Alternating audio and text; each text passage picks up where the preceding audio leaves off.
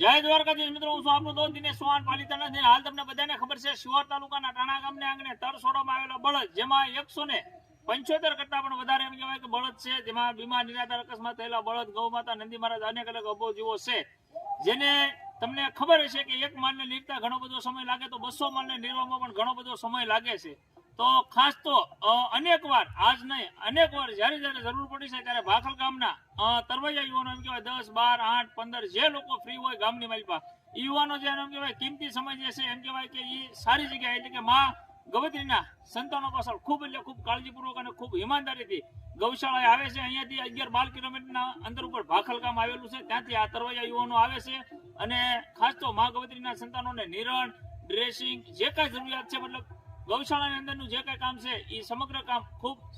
કાળજીપૂર્વક અને ખૂબ ઈમાનદારીથી કરે છે. આજે આવ્યા હતા તો નિરણ નીરી છે, ડ્રેસિંગ કર્યું છે, અવેડો સાફ કર્યો છે, ઘણા બધી નીણ ફેરવવાની તેવું બધું નાનું મોટું કામ કર્યું છે. પણ ખાસ આપ સૌને એકવાર રિક્વેસ્ટ કરું છું કે શિહોર તાલુકાના ટાણા ગામે આપણે જે તર છોડવામાં આવેલા બળદ માટે ગૌશાળા બનાવી છે, એની આજુબાજુના વિસ્તારના તમામ ગામડાના યુવાનો સુધી આ વિડીયો શેર કરજો. ખાસ